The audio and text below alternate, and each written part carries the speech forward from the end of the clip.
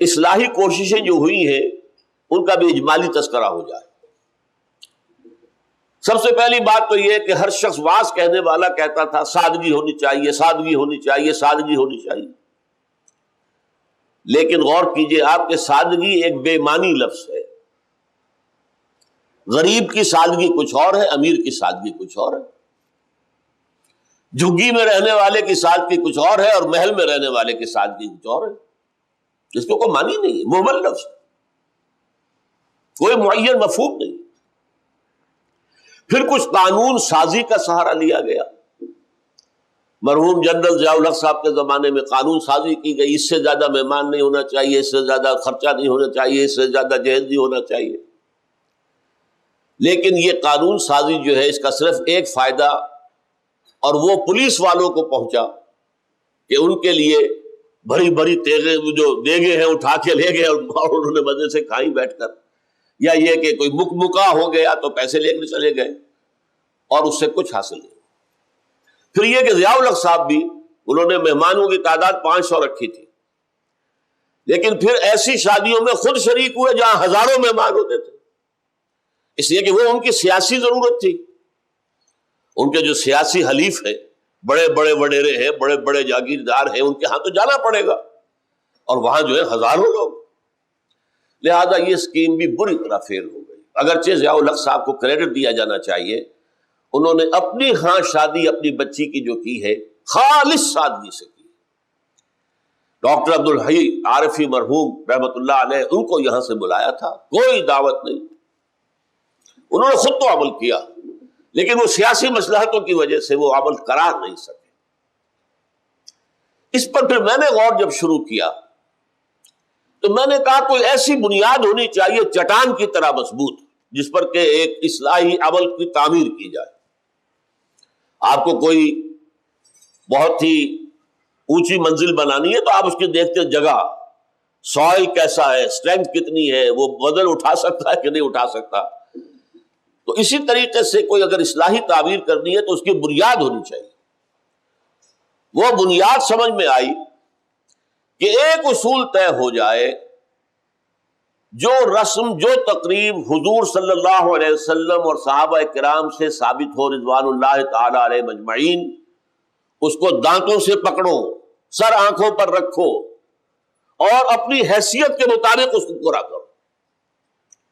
لیکن جس تقریب یا جس رسم کا کوئی ثبوت دور نبوی سے نہ ملے، دور صحابہ سے نہ ملے، وہ یقیناً کہیں باہر سے آیا ہے، کسی جاہلیت کا ہم پر حملہ ہوا ہے، یا خود اپنے اگر ہندوؤں سے ہم مسلمان ہوئے تھے تو وہ ہمارا ابھی ہندوانہ پس منظر چل رہا ہے۔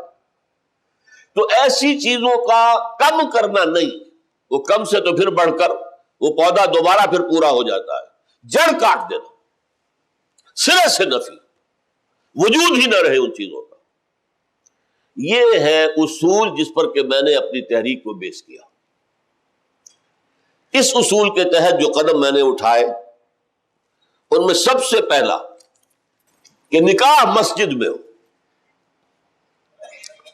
اور اس کے لیے جو دلائل دیے وہ لوگوں کے لیے اتنے کنونسنگ تھے کہ یہ کام تو اب بڑے پیمانے پر شروع ہو چکا ہے، لاہور میں، پنجاب میں، جہاں میرا زیادہ وقت گزرتا ہے۔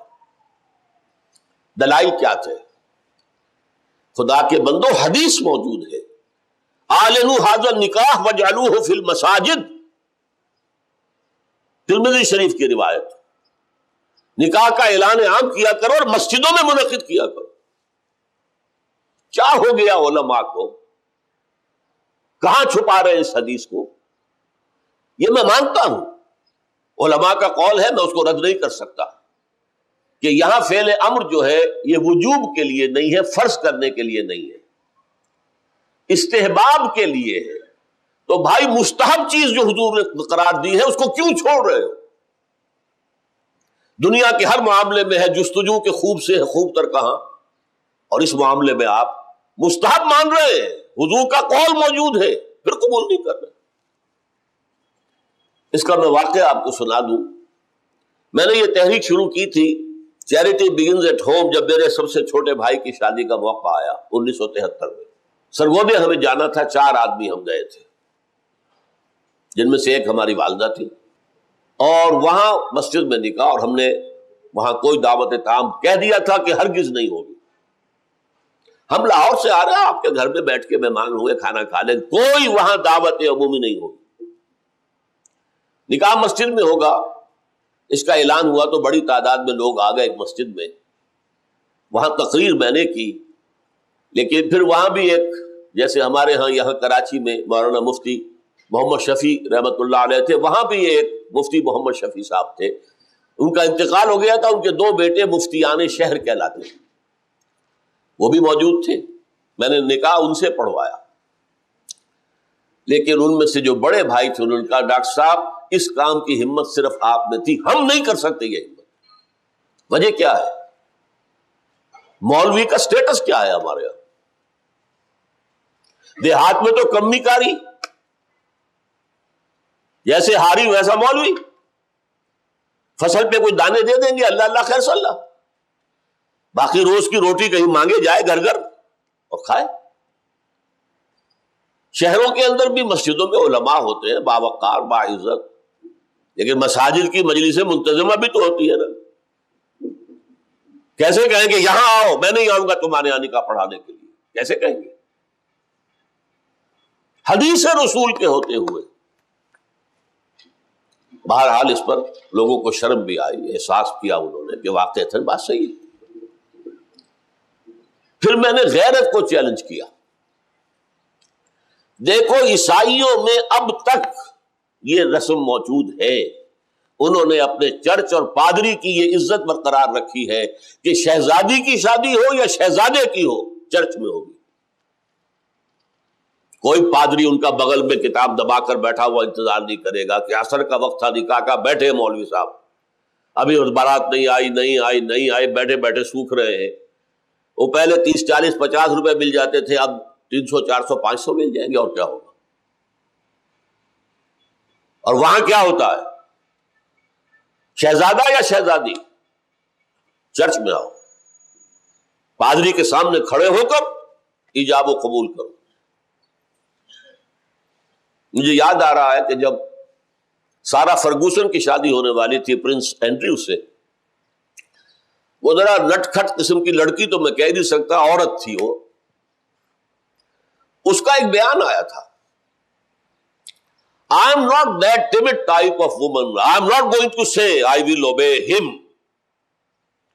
اس سے مجھے معلوم ہوا کتنی اچھی بات ہے، اور یہ خود قرآن مجید کے مطابق ہے کہ ان کے ہاں جب نکاح ہوتا ہے تو لڑکی دلہن یہ بھی کہتی ہے میں اس کی اطاعت کرتی رہوں گی، اس جگہ میں نہیں کہوں گی I am not that timid type of woman کہ میں یہ الفاظ کہوں، کہنے تو پڑے ہوں گے۔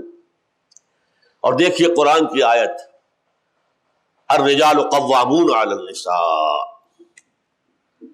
فالصالحات قانتات، اطاعت کرنے والی ہے۔